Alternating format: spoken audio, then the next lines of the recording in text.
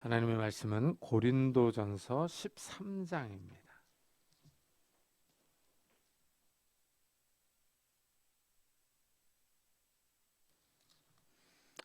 고린도전서 13장 4절부터 13절까지 저와 여러분이 한 절씩 교독하겠습니다. 고린도전서 13장 4절부터 13절까지 한 절씩 교독하겠습니다. 사랑은 오래 참고 사랑은 온유하며 시기하지 아니하며 사랑은 자랑하지 아니하며 교만하지 아니하며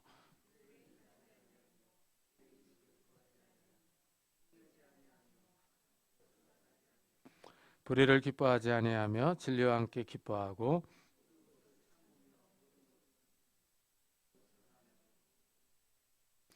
사랑은 언제까지나 떨어지지 아니하되 예언도 패하고 방언도 그치고 지식도 패하리라.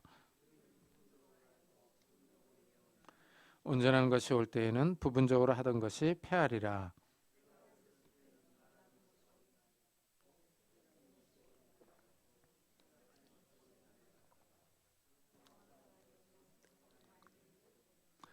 우리가 지금은 거울로 보는 것 같이 희미하나 그때에는 얼굴과 얼굴을 대하여 볼 것이요 지금은 내가 부분적으로 하나 그때에는 주께서 나를 아신 것 같이 내가 온전히 알리라. 그런즉 믿음, 소망, 사랑 이 세 가지는 항상 있을 것인데 그 중에 제일은 사랑이라. 아멘. 이 사랑이라는 단어의 사전적인 의미는 어떤 상대를 애틋하게 그리워하며 열렬히 좋아하는 마음으로 규정하고 있습니다.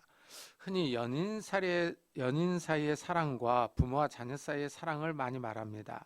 이 부모와 자녀 사이의 사랑은 혈육으로 이루어져서 쉽게 끊어지지 않습니다. 그러나 연인 사이의 사랑은 정말 신기합니다. 서로 모르던 남남인데 서로 만나서 사랑을 하고 가정을 이룹니다. 이 사랑이라는 감정이 참 신기합니다. 흔히 눈에 콩깍지가 꼈다고 말합니다. 이때는 상대가 무슨 말을 하든지 다 이해할 수 있습니다. 어떻게 행동을 해도 이해하려고 노력합니다. 하지만 이 콩깍지가 벗겨질 때는 이상하게 싫어집니다. 이 말소리도 듣기 싫다고 하고 옆에 가만히 있는데도 뭐라고 합니다. 사랑이 식을 때도 있습니다. 인간적인 사랑은 좋아하는 마음입니다. 그런데 기독교의 사랑은 그 성격이 다릅니다. 오늘 본문에서 바울은 기독교의 사랑을 정의합니다. 먼저 바울은 사랑은 오래 참고 사랑은 온유하며 시기하지 아니하며 사랑은 자랑하지 아니하며 교만하지 아니하며 하고 말합니다. 이 사랑을 논하는데 가장 먼저 오래 참는다 하고 말합니다. 인내하는 것, 참는 것을 의미합니다. 이 사랑하면 상대에 대해서 오래 참고 인내합니다. 상대가 나에게 무례하게 대하고 신경질적이어도 참을성 있게 기다려줍니다.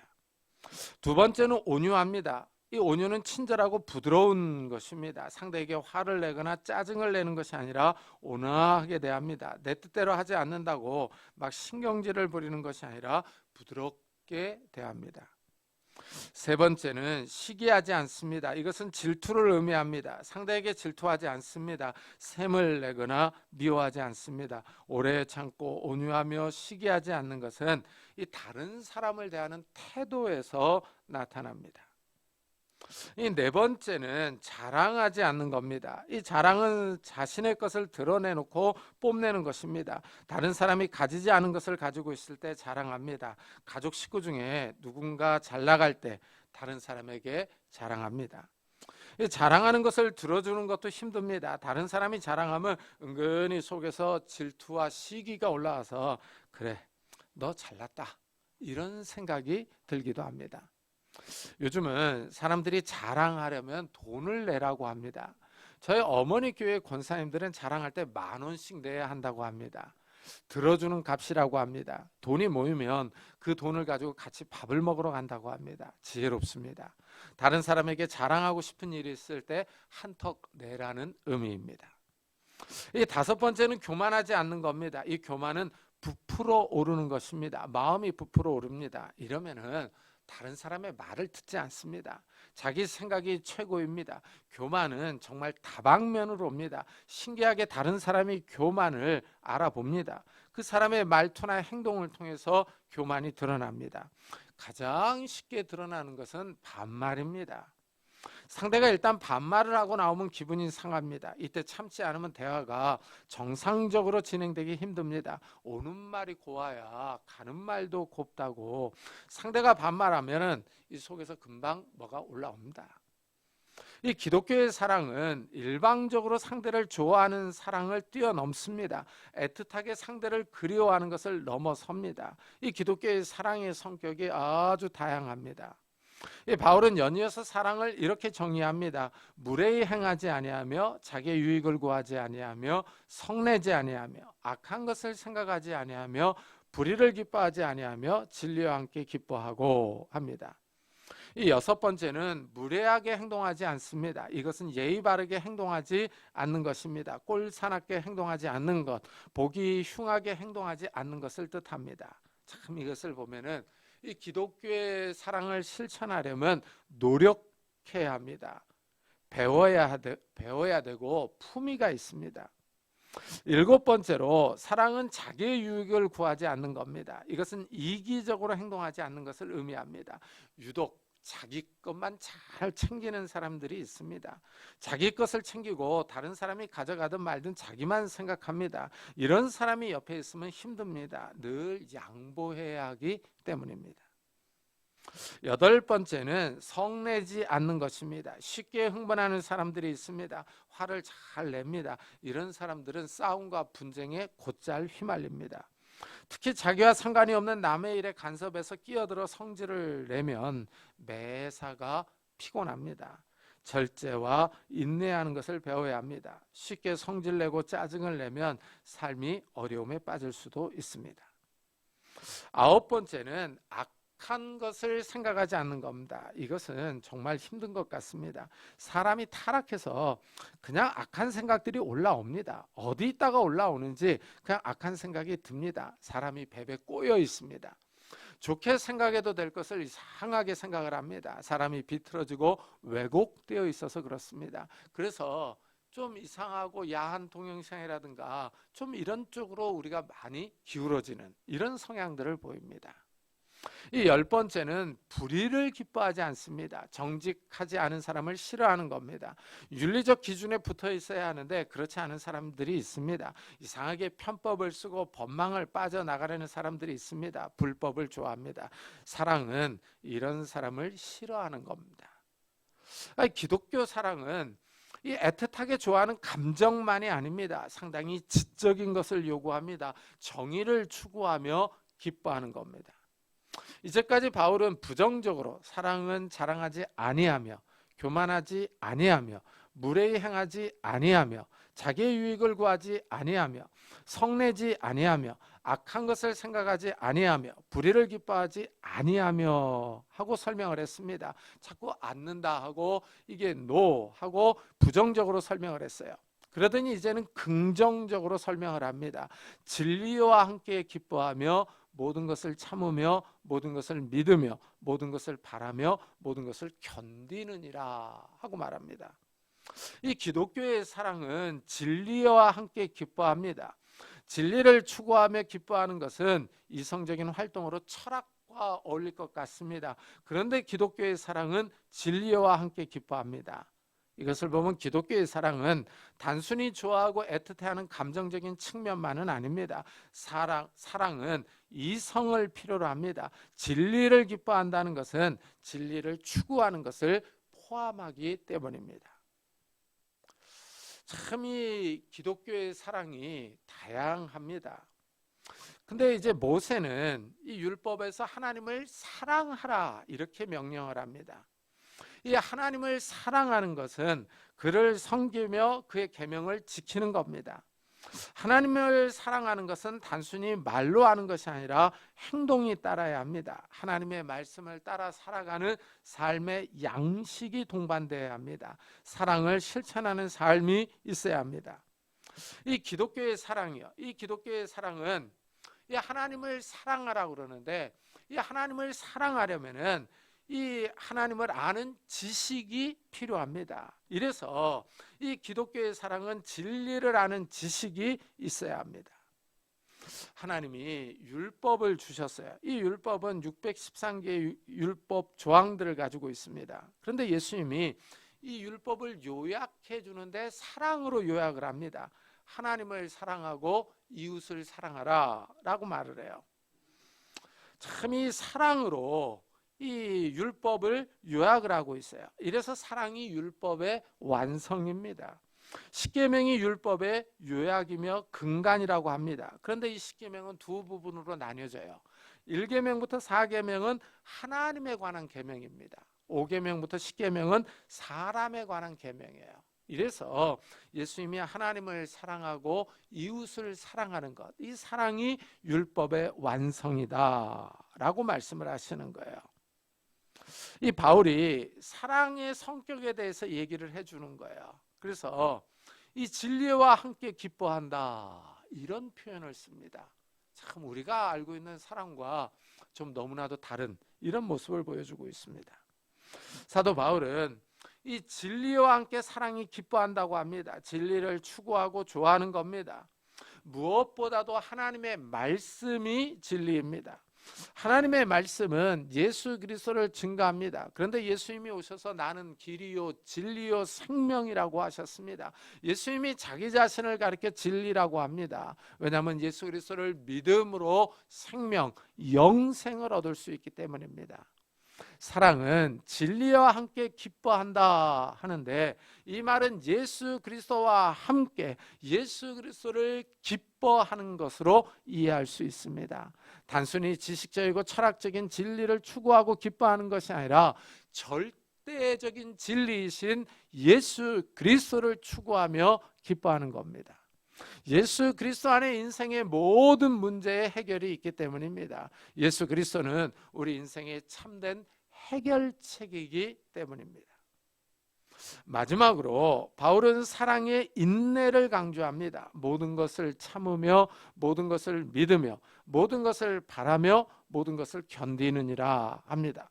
여기서 참고 견디는 것은 앞에서 처음 말한 사랑은 오래 참고와 관련이 있습니다. 사랑의 인내를 말합니다. 흔히 많이 사랑하는 사람이 진다고 합니다. 더 사랑하는 사람이 참고 인내하기 때문입니다. 사랑은 이렇게 인내뿐만이 아니라 믿음과 소망과도 관련이 있습니다. 이래서 모든 것을 믿으며 모든 것을 바라며 하고 말합니다. 참 이것을 보면은 이 기독교의 사랑이 단순하지 않습니다.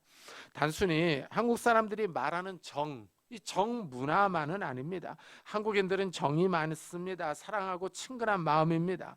이 기독교의 사랑은 한국의 정 문화를 넘어서고 있습니다. 무례하게 대하지 않고 품위가 있습니다. 감정을 넘어서 인격을 강조합니다. 불의를 싫어하며 진리를 기뻐하기 때문입니다. 바울은 이렇게 사랑을 정의한 후에 이제는 이 사랑의 유통 기한을 말합니다. 이 땅에 있는 음식이나 물건들은 다 유통기한이 있습니다. 음식은 일정 기간이 지나면 상해서 먹을 수가 없습니다. 물건들도 오래 사용하면 낡고 해집니다. 이 가전제품도 10년 정도 사용하면 여기저기 고장이 납니다. 사람도 나이가 들면 약을 먹고 수술을 하면서 살아야 합니다. 연식이 오래되면 고쳐가면서 살아갑니다. 이 세상의 것들은 시간의 굴레에 매여 있습니다. 그런데 사랑은 유통기한이 없습니다. 사랑은 언제까지나 떨어지지 아니하되 예언도 패하고 방언도 그치고 지식도 패하리라 하고 말합니다.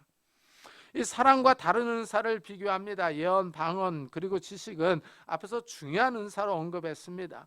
교회의 덕을 세우는 데 아주 유용한 은사들입니다. 그런데 사랑과 비교해 보면 사랑이 더 오래 갑니다. 예언과 방언과 지식은 다 유통기한이 있습니다. 이 세상에서 필요합니다. 그러나 사랑은 유통기한이 없습니다. 지식과 예언은 이 세상에서 유용합니다.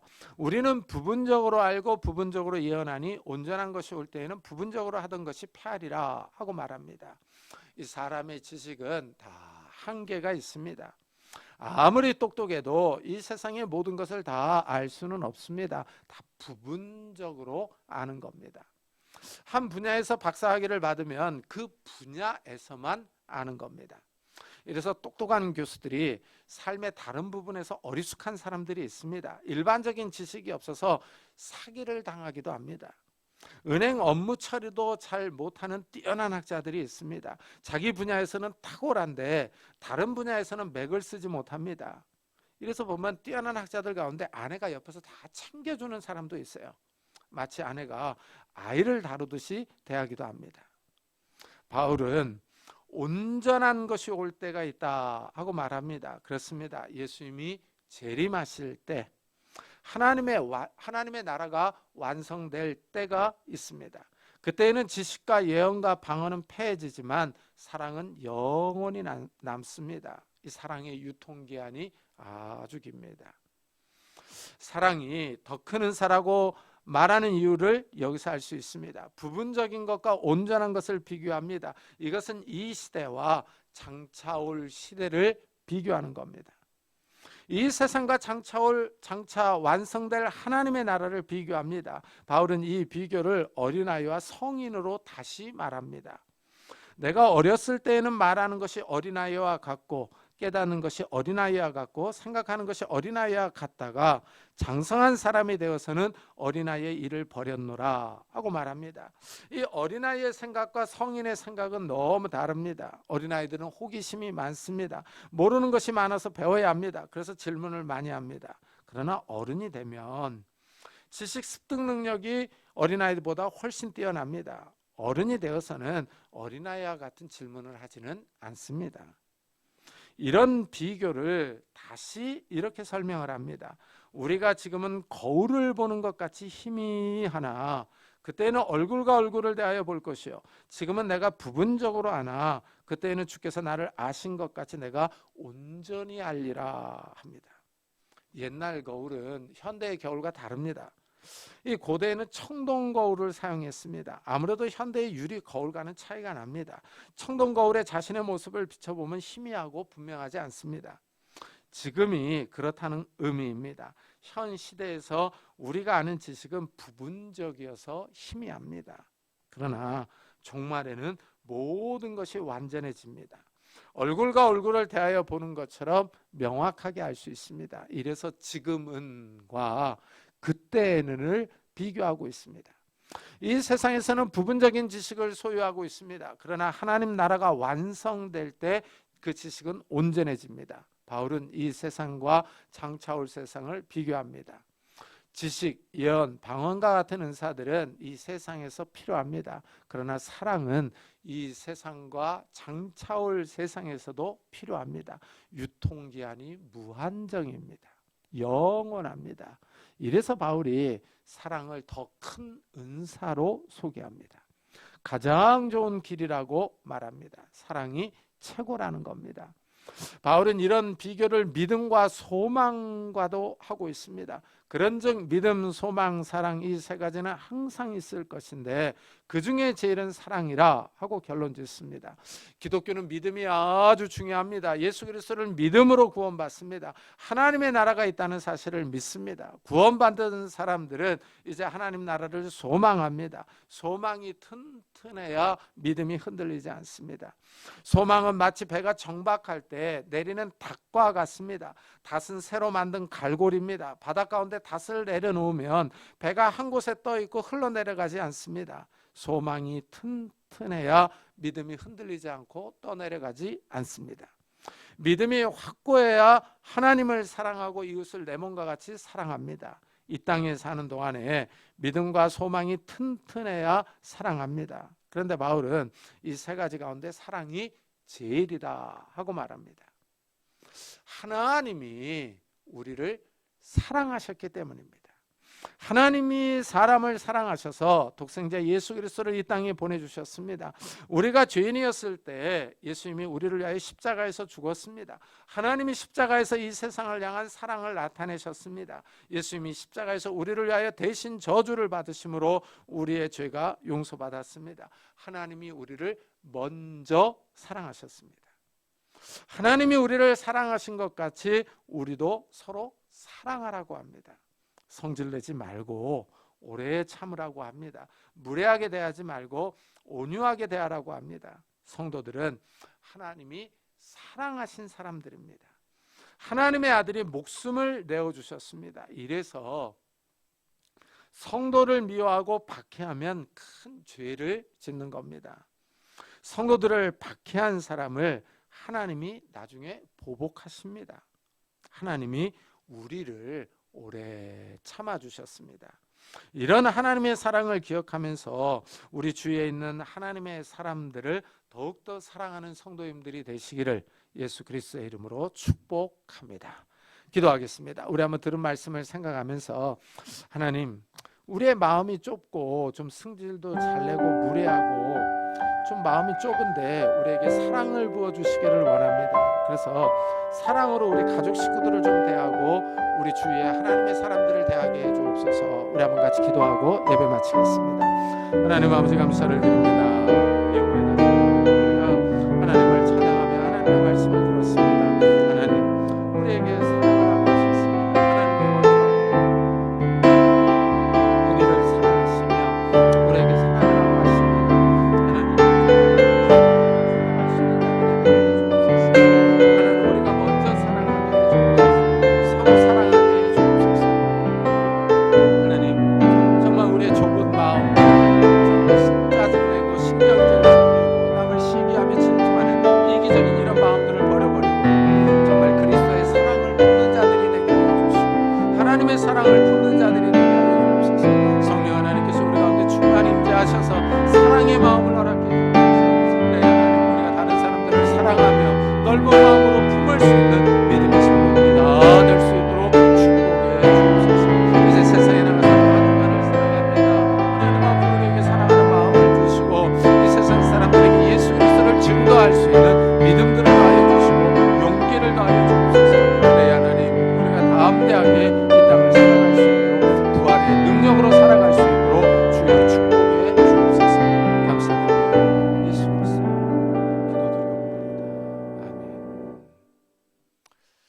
지금은 우리 주 예수 그리스도의 은혜와 하나님의 사랑과 성령님의 교통하심이 나를 사랑하셔서 정말 독생자 예수 그리스도를 이 땅에 보내신 그 하나님의 사랑을 본받아 서로 사랑하며 먼저 사랑하기로 다짐하며 돌아가는 우리 사랑하는 성도들과 가정과 산업과 교회 위에 지금부터 영원토록 함께 있을지어다.